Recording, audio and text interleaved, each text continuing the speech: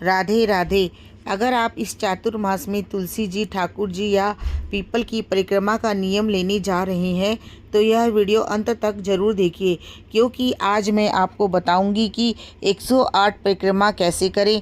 अगर परिक्रमा बीच में छूट जाए तो क्या करें, यात्रा या पीरियड में नियम कैसे निभाएं और 1 साल, 2 साल, 3 साल के उद्यापन की पूरी विधि क्या है। बहुत कम लोगों को ये सभी नियम एक साथ पता होंगे। चातुर्मास भगवान श्री हरि विष्णु का सबसे पवित्र समय माना जाता है।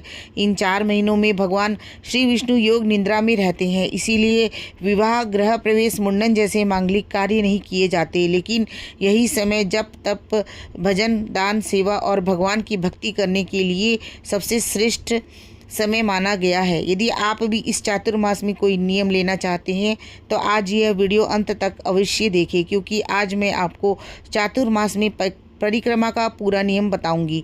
पर परिक्रमा कब से शुरू करनी है, किसकी करनी है और कितनी करनी है, यदि किसी दिन छूट जाए तो क्या करें और अंत में इसका उद्यापन कैसे किया जाता है, इन सभी प्रश्नों का उत्तर देने की कोशिश करूंगी। सबसे पहले जानते हैं चातुर्मास में किन किन परिक्रमा का नियम लिया जा सकता है।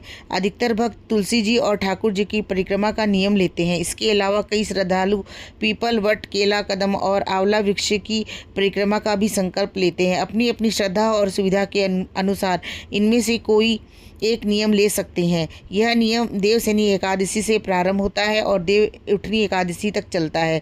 प्रतिदिन प्रातः स्नान करके स्वच्छ वस्त्र धारण करके सबसे पहले भगवान श्री हरि का ध्यान करें। यदि आपने तुलसी जी का नियम लिया है तो तुलसी माता को जल अर्पित करें, दीपक जलाए, प्रणाम करें और श्रद्धा पूर्वक परिक्रमा प्रारंभ करें।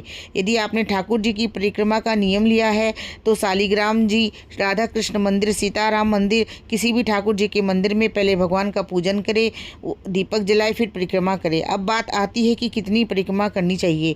परंपरा के अनुसार तो 108 परिक्रमा की जाती है, लेकिन यदि किसी की आयु अधिक है, स्वस्थ ठीक नहीं रहता है और समय की कठिनाई है, किसी कारणवश प्रतिदिन 108 परिक्रमा करना संभव नहीं है, तो ऐसे भक्त अपनी श्रद्धा के अनुसार केवल 8 परिक्रमा का नियम भी ले सकते हैं। अब एक बहुत महत्वपूर्ण बात है, यदि किसी दिन आपको बाहर जाना पड़ जाए, यात्रा करनी पड़ जाए या किसी आवश्यक कार्य में व्यस्त हो तो नियम छोड़ने की आवश्यकता नहीं है। जिस स्थान पर आप हो वहाँ किसी मंदिर में या जहाँ तुलसी जी अथवा जिस देवता या वृक्ष की परिक्रमा का आपने संकल्प लिया है वहाँ परिक्रमा कर सकते हैं। यदि सुबह समय नहीं मिल पाता तो शाम को भी परिक्रमा कर सकते हैं। समय बदल सकता है लेकिन नियम नहीं टूटना चाहिए। अब एक प्रश्न लगभग हर भक्त के मन में आता है, यदि किसी कारणवश किसी दिन परिक्रमा छूट जाए तो क्या करें। देखिए, कई बार ऐसी परिस्थितियां आ जाती है जो हमारे हाथ में नहीं होती है। कभी अचानक यात्रा करनी पड़ जाती है, कभी घर में कोई आवश्यक कार्य आ जाता है, कभी स्वास्थ्य ठीक नहीं रहता और महिलाओं के लिए तो मासिक धर्म के दिनों में भी यह स्थिति बन सकती है। ऐसी परिस्थिति में घबराने की बिल्कुल आवश्यकता नहीं है। भगवान हमारे मन की भावना जानते हैं। जब आप पुनः नियम प्रारंभ करें तब छूटी हुई परिक्रमा को धीरे धीरे पूरी कर ले।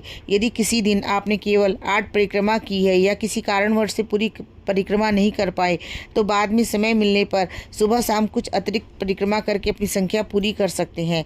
इसी प्रकार चातुर्मास के बीच में जो एकादशी आती है उन दिनों यदि आपके पास अधिक समय हो तो अतिरिक्त परिक्रमा करके भी छूटी हुई परिक्रमा को पूरी कर सकते हैं। याद रखिए, सबसे महत्वपूर्ण बात यही है कि आपका संकल्प पूरा होना चाहिए, नियम को बीच में छोड़ना नहीं चाहिए। श्रद्धा और निष्ठा के साथ उस पूर्ण करने का प्रयास करना ही सबसे बड़ी बात है। अब बात करते हैं परिक्रमा के उद्यापन की। यदि आपने 1 वर्ष का नियम लिया है तो देव उठनी एकादशी के दिन भगवान का विधिवत पूजन करें। उसके बाद एक नारियल अपनी श्रद्धा के अनुसार दक्षिणा रखकर किसी मंदिर या योग्य ब्राह्मण को दान करें। यदि आपने 3 वर्षों का नियम लिया है तो दूसरे वर्ष के उद्यापन में तांबे, पीतल, स्टील का 1 लोटा तथा सफ़ेद सूत की डोर का दान करना शुभ माना जाता है।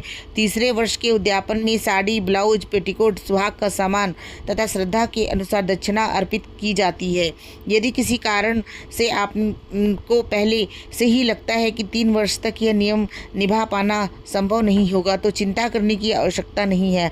आप पहले ही 3 वर्षों के उद्यापन का सामान श्रद्धा पूर्वक एक साथ दान कर सकते हैं। यदि आपने ठाकुर जी की परिक्रमा का नियम लिया है तो उद्यापन में मंदिर में उपयोग होने वाली वस्तुएं अर्पित करना शुभ माना जाता है, जैसे चंदन की कटोरी, भोग की कटोरी, ठाकुर जी की पोशाक, आसन, मंदिर का पर्दा, आरती का दीपक, घंटी तथा अन्य पूजन की सामग्री अपनी श्रद्धा और सामर्थ्य के अनुसार अर्पित कर सकते हैं।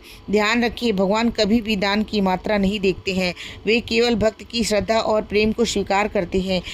और मित्रों के साथ अवश्य साझा करें ताकि अधिक से अधिक लोग चातुर्मास के इस पावन नियम का लाभ उठा सके। राधे राधे। जय श्री हरि विष्णु।